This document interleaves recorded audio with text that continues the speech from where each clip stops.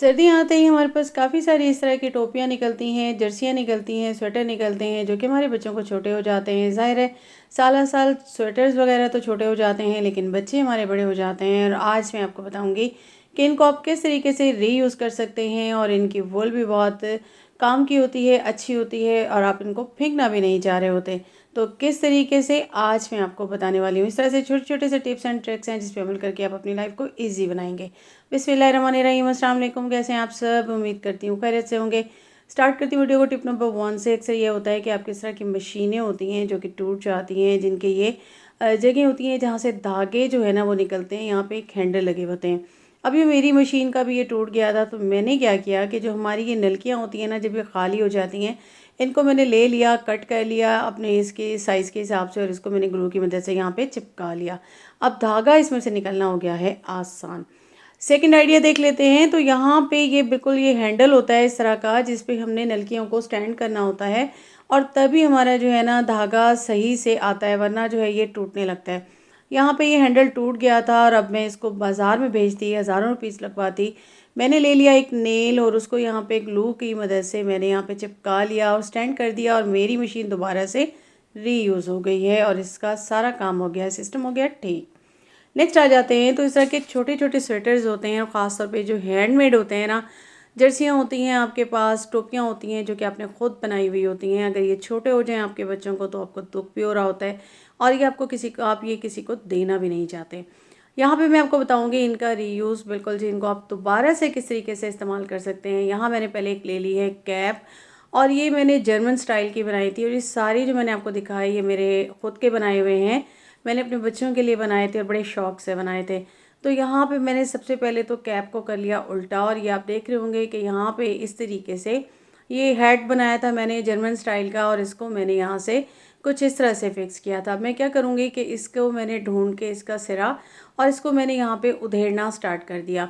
ये इतना खूबसूरत था, इसने बहुत ज़्यादा टाइम लगाया था जब मैंने इसको बनाया था, क्योंकि मुझे ये कुछ समझ में नहीं आ रहा था। बहुत मुश्किल से मैंने इसको तकरीबन 3-4 दिन दे के बनाया था। तो इसको मैं यहाँ पे उधेड़ लूँगी। मैं क्या करूँगी कि मैंने इसको ले लेना है अपने हाथ पे और इस तरह से मैं इसको लपेटती जाऊँगी और एक्स्ट्रा सारी वूल जो है ना यहाँ मैं सेव करती जाऊँगी। अच्छा, ये थी जी वेलवेट की और ये ज़रा बड़े स्टाइल की थी, तो थोड़ा-सा मैंने इसको एहतियात से खोलना है क्योंकि ये मल्टी कलर की वेलवेट हैं और ये फिर धागे में से निकल जाती हैं।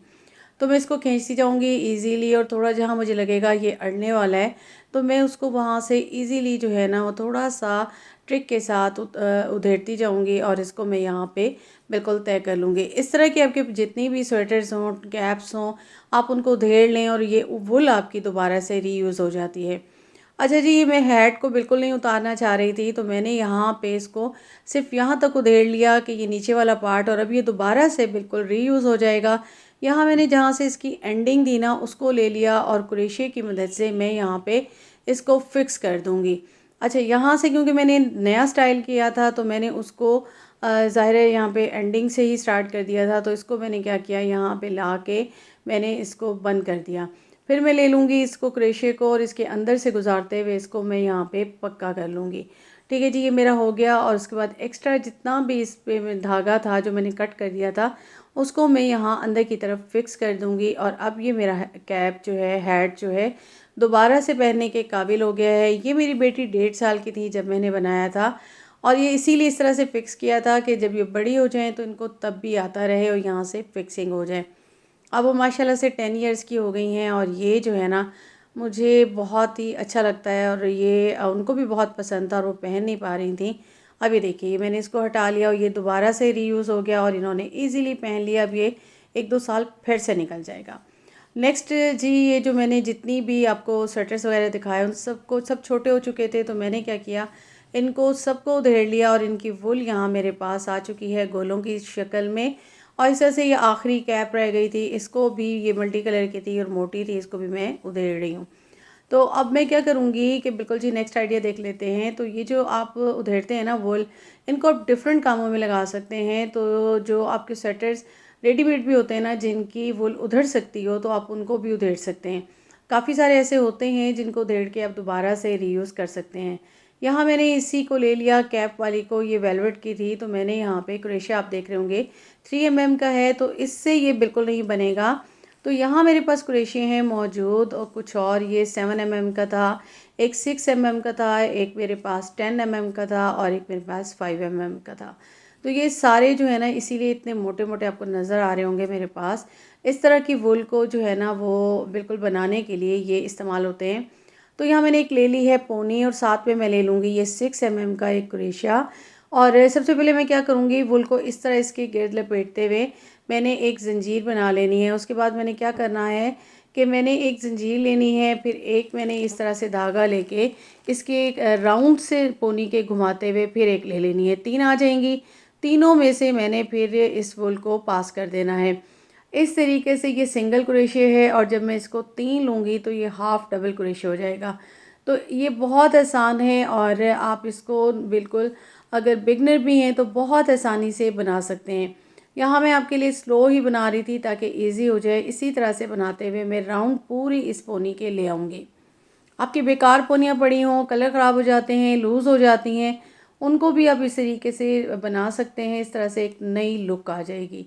सूट के साथ की भी आप उसको इजीली बना सकते हैं। अब यहाँ पे मैं एंड पे आ गई, तो मैंने क्या किया, जो स्टार्टिंग का हमारा ज़ंजीर थी ना उसके अंदर से इसको लेते हुए मैंने बंद कर दिया और यहाँ सिंगल 2 ज़ंजीर ले ली। ठीक है, अब मैंने क्या करना है, उसी तरीके से मैंने इसको इसके अंदर से लेते हुए मैंने यहाँ पे 3 ले ली और फिर इसको यहाँ पे बंद कर दिया। फिर मैंने एक ज़ंजीर ली और सेम में से मैंने 2 और ले ली, इस तरह 3 हो गए। और अब मैं क्या करूँगी कि इसको मैंने बंद करना है, तो आगे मैं 2 खाने छोड़ दूँगी इसके जो मैंने बनाए थे और थर्ड में सिंगल लेते हुए मैं इसे बंद कर दूँगी, तो ये एक फ्लावर की तरह बन जाएगा। फिर उसी में से मैंने दोबारा इस तरह से लेना है, एक मेरे पास मौजूद है, एक मैंने यहाँ पे ले ली और उसको उसके अंदर से पास करते हुए एक और ले ली, 3 आ जाएंगी। तीनों में से मैंने एक खाना लेते हुए पास कर देना, ये हो गई सिंगल स्टिच। ठीक है, ये मैंने इस तरह से 3 स्टिच ले लिए और फिर जब मैं इसे बंद करूँगी तो 2 स्टिच को मैं छोड़ दूँगी। मैंने आपको दोनों लैंग्वेज में बता दिया ताकि जिनको स्टिच समझ में ना आए तो उनको ये समझ में आ जाएगा कि आपने खाने छोड़ने हैं, जिस तरह आप बिल्कुल सिलाइयों ऊन सिलाइयों से बना रहे होते हैं। अब इसी तरह से करते हुए मैंने यहाँ पे बना लिया और यहाँ 7 फ्लावर मेरे पास आ गए। अब मैंने 2 लेके थर्ड में जब मैं इसे करूँगी तो इस तरह से सिंगल गुजारते हुए बंद कर दूँगी। अब ये पूरा बन गया। अब मैं क्या करूँगी कि यहाँ पे धागे को कट कर लूँगी और कट करते हुए मैं इसको जो है इसके अंदर से दोबारा से इसको खींच लूँगी और ये यहाँ पे बंद हो जाएगा। ये देखिए इस तरह से खींच लेना है। अब आपने क्या करना है कि बिल्कुल पक्का हो जाए तो आप इसी में से दोबारा से क्रोशिया गुजारें, इस धागे को गुजार के फिर इसके अंदर से एक गुजार दें, ये आपका बंद हो गया।